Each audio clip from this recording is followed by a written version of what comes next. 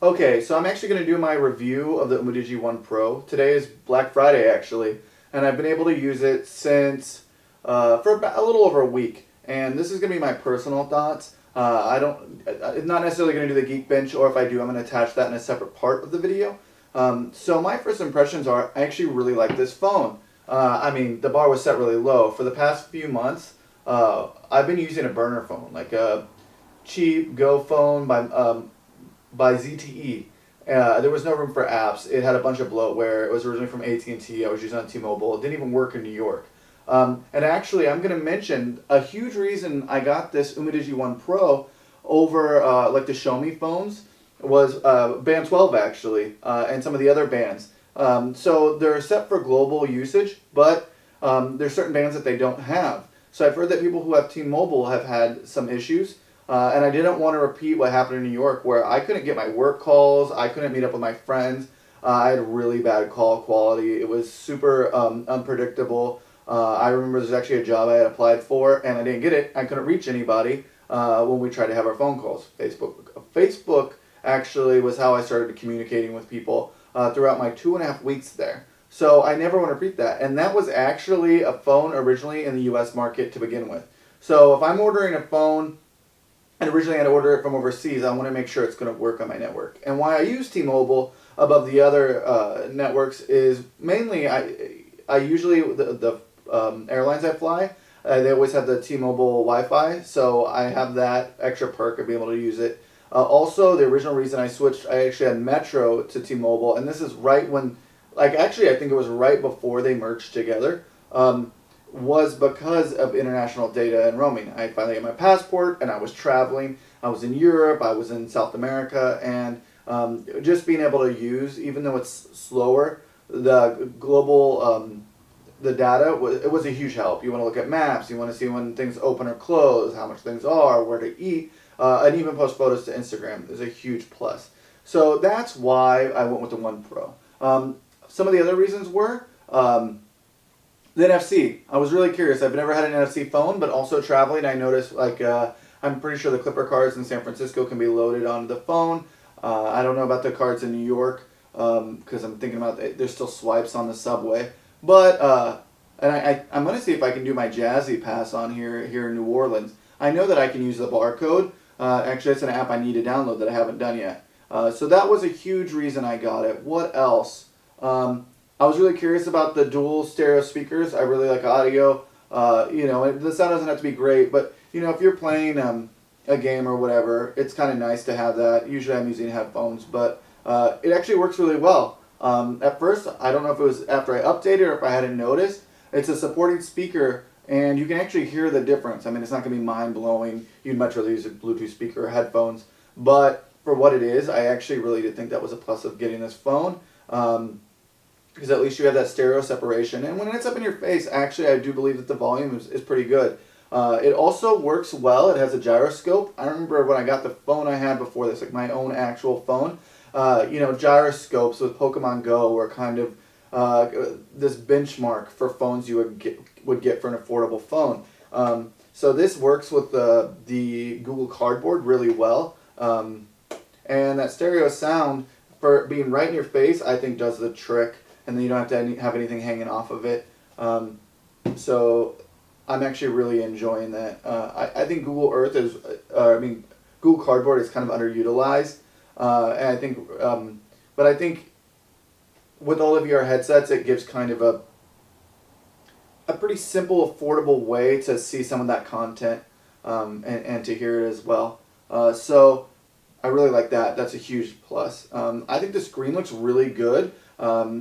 So the battery life, that's actually one of the issues I have with it, isn't really big. It's like 3,200 milliamp hours, give or take, and it's not super long lasting. But what I've noticed is even on its lowest setting, I have no problem seeing it outside. And that's a problem I've had with other phones and other electronic gadgets, even my cameras. But with this, I can almost always see it outside, even on sunny days. So, it wasn't such a big deal. I keep it on its lowest setting for the most part, and if I have to bring it up, I do.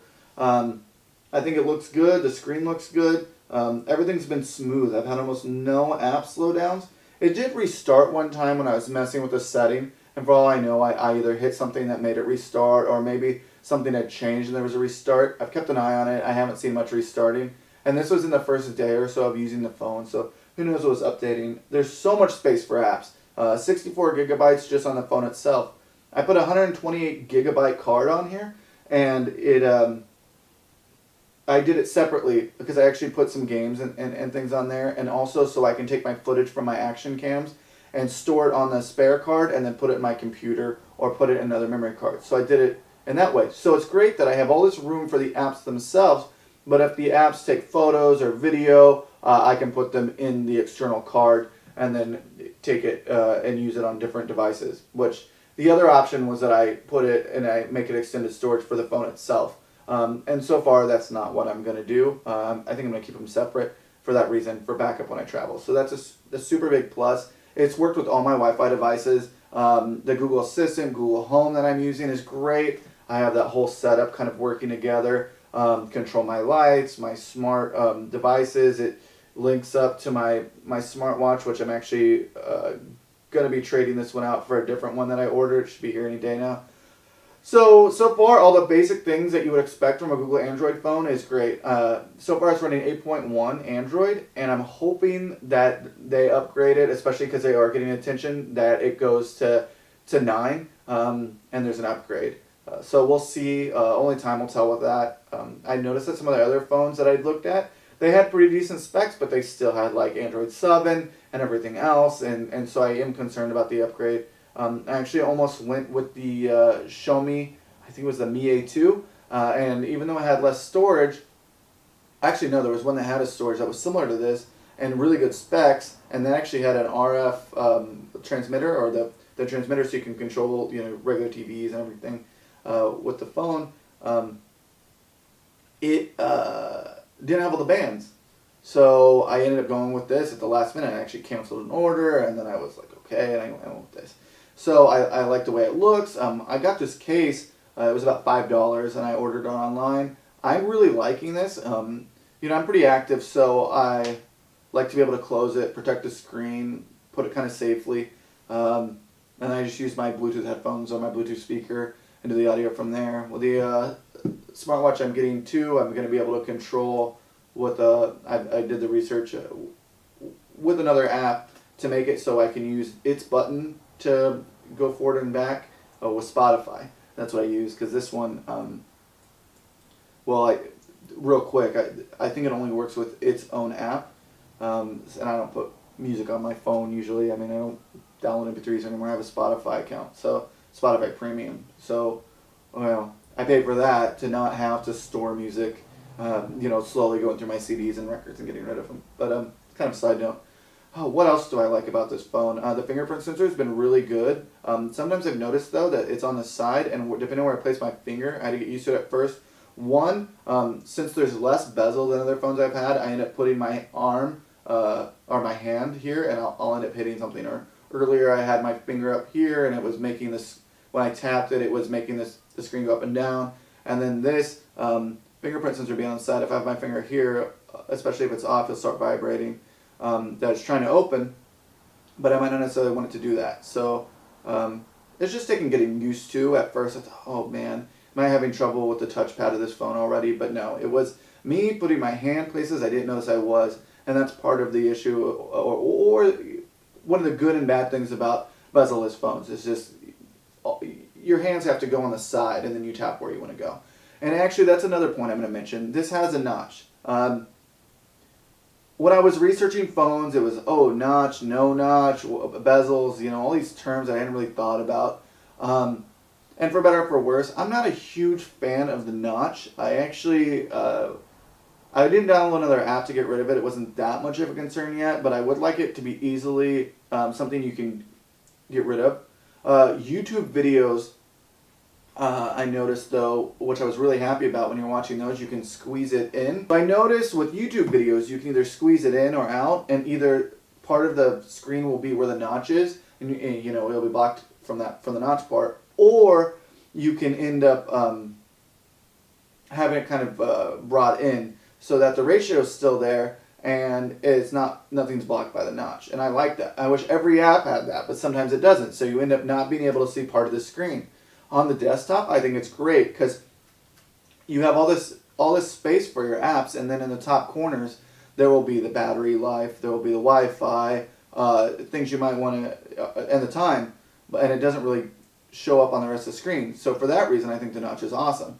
But when it comes to apps and you can't read certain words or certain buttons are inaccessible, I just feel like if they're going to do notches, the software there has to be something to make it work together.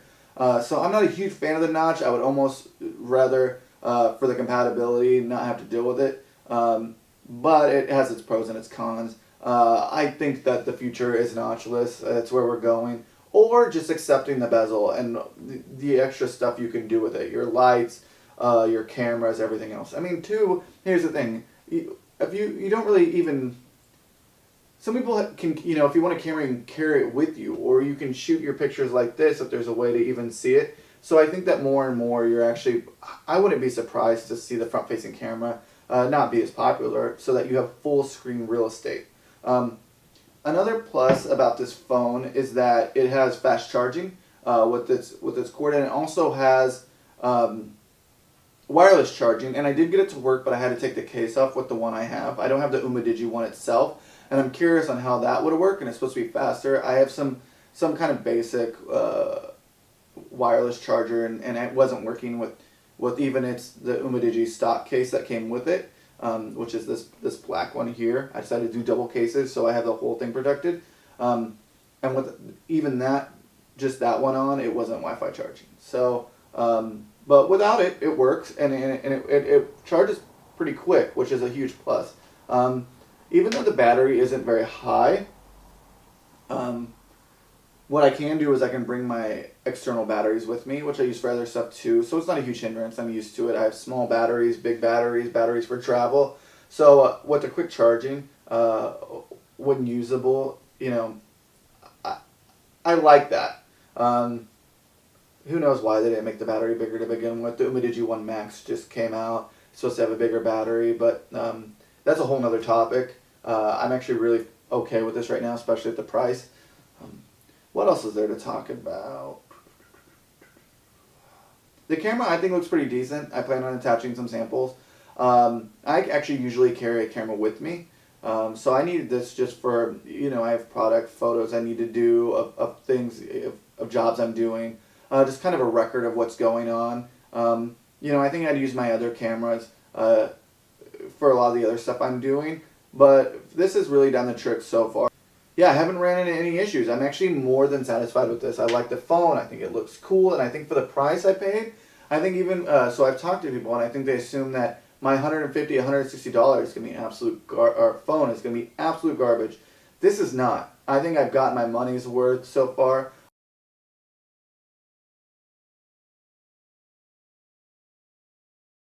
So it's Black Friday, and I am going to do this review of the Umidigi One Pro.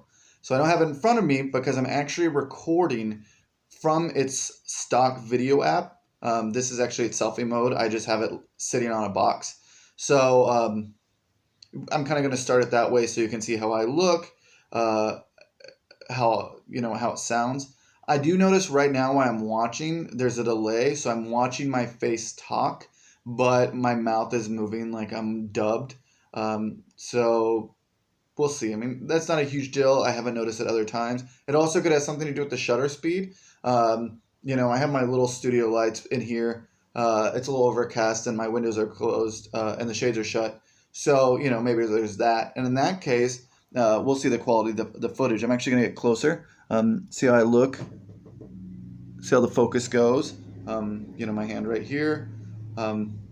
So there's that. That's a selfie camera. I'm actually going to turn it around real quick, and then I'm going to try to estimate the video on what it would look like from the rear-facing camera. Well, I'm going to do that right now. Okay, it's a little precarious. I'm actually going to hold on to it right now. But this is the rear-facing camera, and this is kind of video recording myself, seeing how I look and how I sound. There is a light that might come on. I didn't put that setting on right now, but I can see it, or it might just be for photo. I'm actually going to try to look at that right now, and then I'm going to stop the video for that reason. Okay, so this is the rear-facing camera, and this is its LED light. So we'll see how the footage looks being lit this way. Kind of see how the focus goes. So there's that test. Right now I'm just testing the front-facing camera in its portrait mode. There is no front light illumination. I can actually see it doesn't look like there's any of that in the notch. So this is me in an open camera, so I'm testing it with that. It's a free app, at least for its basic function. It seems to have a lot of extra features, and it's gotten good reviews. So you can actually see what I look like and if I look different. So I'm trying to tap myself too, and I'm not seeing an autofocus part, but it doesn't mean it's not focusing. You'll actually see from here.